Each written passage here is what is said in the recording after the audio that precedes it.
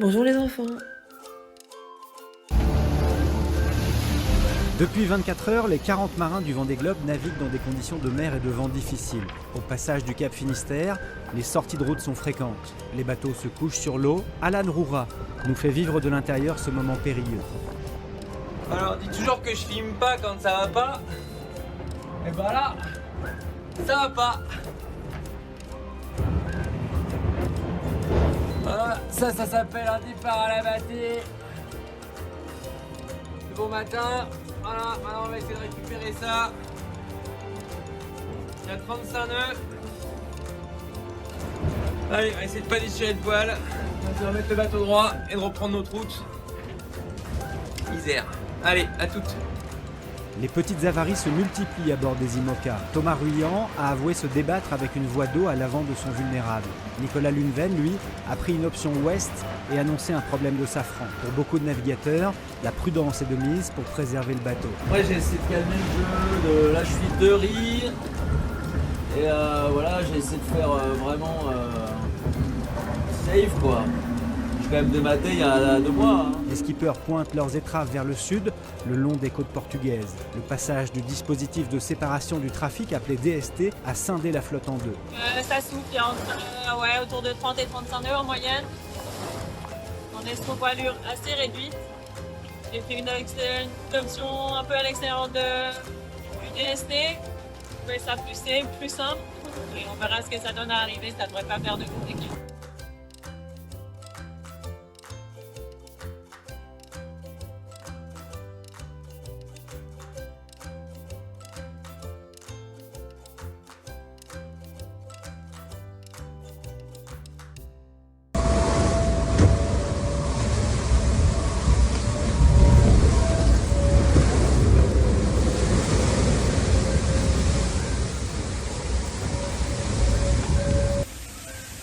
Écoute, des conditions musclées là cette nuit pour le passage du Cap Finistère, on s'y attendait mais c'est quand même d'un coton.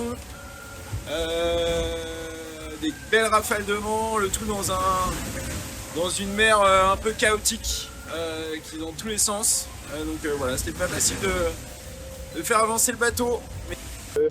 Non, je suis pas très reposé, je suis bien fatigué là et j'ai dormi quoi 3 heures depuis le départ je pense, 2-3 heures et on a beaucoup manœuvré, je pense que c'était pareil pour tout le monde. Mais... Ah bonjour à tous, j'ai pas donné trop de nouvelles depuis le début là, mais c'était hyper intense. Après avoir pris trop de risques avec les bateaux. Voilà, il y a quand même 30 nœuds là encore, il y a eu 45 nœuds cette nuit. Et voilà, j'espère que ça va se calmer un peu au fur et à mesure de la journée.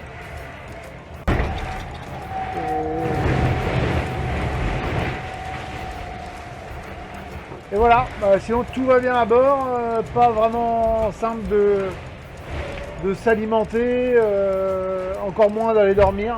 Donc ça sera peut-être pour demain là, quand ça va se calmer ou peut-être cet après-midi. 昼からトラブルで大変でした。箱が4メーター、35ノットからガスト40ノット、もうクタクタです。つくづく思うのはトラブルのないのが一番幸せですね。本当そう思います。とりあえず今もうこれで、メッセンジャー諦めて、一ついいことは、船酔いが軽いということですね。8個とまでいかないのでまだ本調子ではないんですけども、船酔いが軽いので、そこは助かってます。諦めないで頑張ります。チャオ。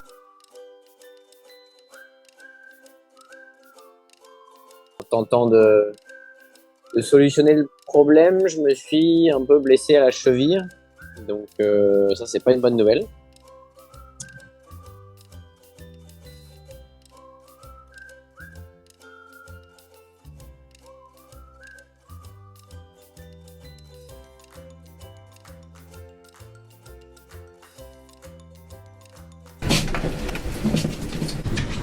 Mais c'est pas possible.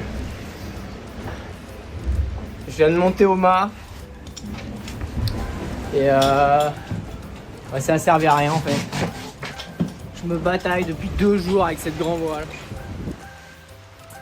Là, elle est à Trois-Ris et en fait le chariot il est cassé donc ouais, je sais même pas ce qu'il faut faire.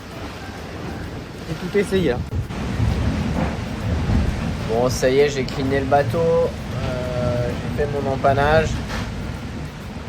Et là, je fais route vers Madère. Alors, ça change pas trop ma route en soi. C'est juste que je vais y aller très lentement, vu que je suis Trois-Ris, Petite Génac. Et prochaine étape, soit la mer se calme avant que j'arrive, et du coup j'arrive à faire une manip qu'on est en train de définir avec l'équipe technique. Soit je vais être obligé d'aller m'abriter derrière Madère pour le réaliser, parce qu'il faut que je remonte aux mains là pour affaler cette grand voile qui ne veut pas descendre. Et que pour l'instant il faut que je soigne ma cheville qui me fait mal. La montée au mât n'a pas aidé. Donc voilà, je vais surtout me reposer, manger, bien me reposer, c'est de dormir et puis se concentrer sur la suite. Allez, à très vite, ciao. Bon, au final, j'y passe quand même du temps là sur cette voie d'eau. Voilà, mais bon, j'arrive à gérer le truc. Je passe quoi, je pense 20 minutes, une demi-heure toutes les 2 heures à l'avant là pour gérer la flotte qui rentre. Voilà, bon, faut que j'attende des conditions où le pont se fait pas trop mouillé, voire pas du tout, pour faire un truc propre. Mais bon, en attendant, du coup, je fonctionne comme ça. Ouais, du coup, je suis quand même un peu fatigué. J'ai pas beaucoup dormi. Le skipper Nicolas Lunven a eu un problème avec son safran. Cela l'a forcé à immobiliser son bateau pendant plusieurs heures.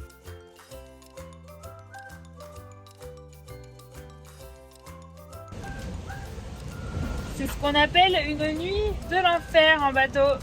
J'ai eu un problème technique. J'étais plutôt prudente depuis le début. Je faisais franchement les manœuvres propres et tout.